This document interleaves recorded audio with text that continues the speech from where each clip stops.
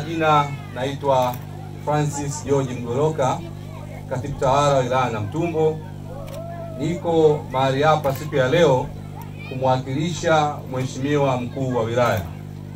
Mheshimiwa mkuu wa wilaya alialikwa kuwa mgeni rasmi katika shughuli hii ya leo, na alipenda sana kushirikiana na Wanalikuyu pamoja na kampuni ya Mantra siku ya leo katika tukio hili la maadhimisho ya siku ya mazingira duniani. Lakini amepata dharura ya majukumu mengine, akasema dasi bwana, kwa masikitiko nilitamani sana siku ya leo nikajumuike na Wanalikuyu ili nikakae nao niwaone, salimiane, lakini tupeane ujumbe huu wa mazingira. Lakini sasa akawa amepata majukumu mengine, hivyo akaniagiza niweze kumwakilisha mahali hapa. Likuyu oye!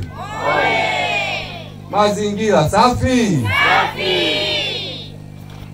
Kamati ya usalama, kaimu mkurugenzi halmashauri ya Namtumbo, meneja mahusiano wa kampuni ya Mantra pamoja na watumishi wote wa Mantra, Mheshimiwa diwani kata ya Likuyu Seka, Mheshimiwa mwenyekiti wa kijiji cha Likuyu Seka, wataalamu wa ngazi ya kata na kijiji, waalikwa wote ambao wamealikwa siku hii ya leo, waandishi wa habari pamoja na wanafunzi wote ambao tunao mahali hapa, na wananchi wote wa kata ya Likuyu Seka. Asalamu alaykum. Bwana Yesu asifiwe. Tumsifu Yesu Kristo. Na wasalimu kwa jina la Jamhuri ya Muungano wa Tanzania. Awali ya yote, naomba kutumia fursa hii kwa niaba yenu kumshukuru Mwenyezi Mungu aliyetujalia uhai na kutupatia nafasi ya kuweza kukutana katika maadhimisho haya. Pili, naomba kutumia fursa hii kumshukuru Mheshimiwa Daktari Samia Suluhu Hassan, Rais wa Jamhuri ya Muungano wa Tanzania, kwa jitihada zake binafsi kuanzia akiwa makamu wa rais alipohakikisha kuwa mwaka 2018 Tanzania inaachana na matumizi ya plastiki, na hivi sasa pia anaendelea na kampeni sera yake ya uhifadhi wa mazingira kupitia matumizi ya nishati safi ya kupikia.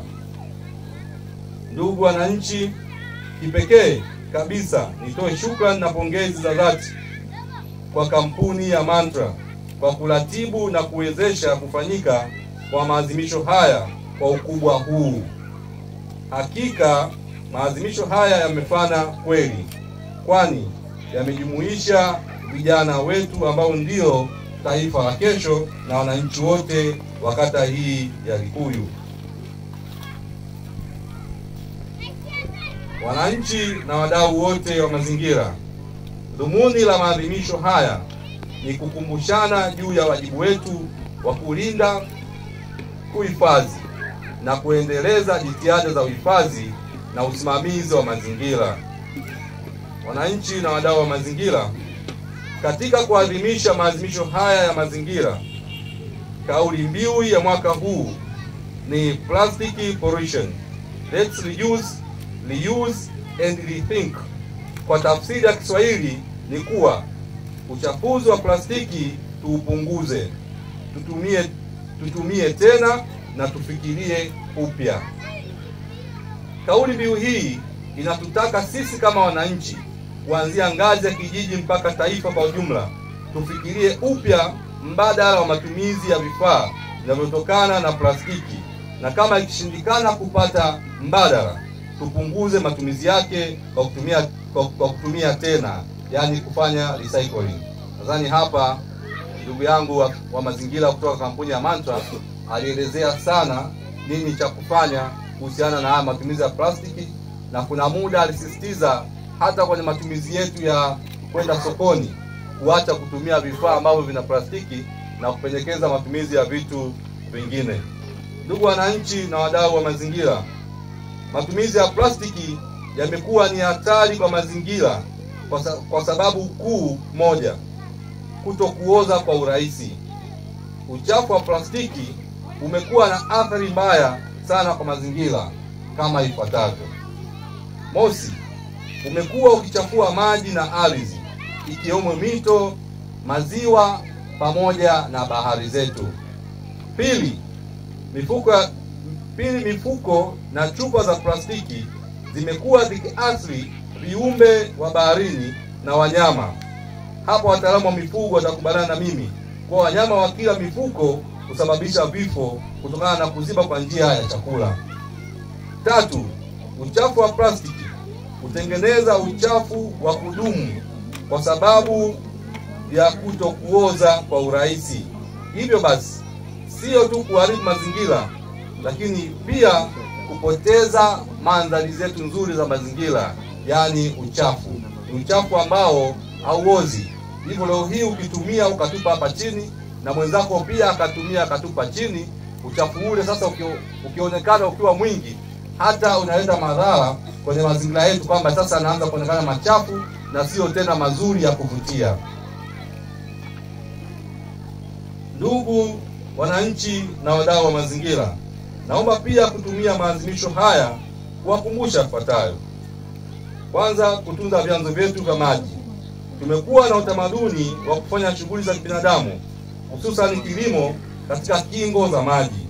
Kimazingira hii inahatarisha uhai wa mito yetu, ambapo wilaya yetu imekuwa ikichangia zaidi ya 18% ya maji katika bwawa la kuzalisha umeme la Mwalimu Nyerere. Vile vile tukihatarisha vyanzo vyetu vya maji, itapelekea kukosekana kwa huduma za maji safi na salama, hivyo kupelekea hasara kubwa. Serikali imetumia fedha nyingi katika kutengeneza miundombinu ya maji. Aidha, sio tu italeta hasara kwa serikali, bali pia tutahatarisha afya zetu. Sheria ya mazingira inatutaka kufanya shughuli za kilimo katika umbali wa mita 60. Hapa ndugu zangu Wanalikuyu, ujumbe mkubwa ni kuweza kuhakikisha tunatunza vyanzo vyetu vya maji. Sheria inasema shughuli zote za kibinadamu kwenye usawa wa mito zifanyike mita 60, ikiwemo kilimo. Sasa sisi tumezoea, tunaona sababu maji yako pale karibu, tunaenda pale tunalima mashamba. Hiyo hali inaathiri mazingira. Kwa hiyo niwaombe sana tufuate sheria iliyowekwa kwa lengo la kutunza mazingira. Lakini na sisi tumeweza kuona faida za mazingira yetu endapo tutatunza vizuri. Mito ikikauka hii itatuletea shida kubwa sana katika matumizi yetu ya kila siku na faida zingine. Lakini mito hii tutakapoitumia vibaya tukaathiri mazingira yetu, wenzetu kwa sasa hivi wanafanya biashara ya hewa ukaa, carbon, tunaifahamu. Kwa hiyo lazima tuache mazoea na tuambizane ukweli kwamba sasa hivi jamani, vyanzo vya maji vibaki kwa matumizi yake, na sisi shughuli zote za kibinadamu tuzingatie umbali wa mita 60. Lakini sambamba na hilo, ndugu zangu Wanalikuyu na wadau wa mazingira, siku ya leo nitaka nizungumzie juu ya jambo moja. Kama tunavyofahamu, kampuni yetu ya Mantra tumekuwa nayo na imekuwa ikituletea faida nyingi kwenye wilaya yetu na hususani kwenye kata yetu hii ya Likuyu, ambapo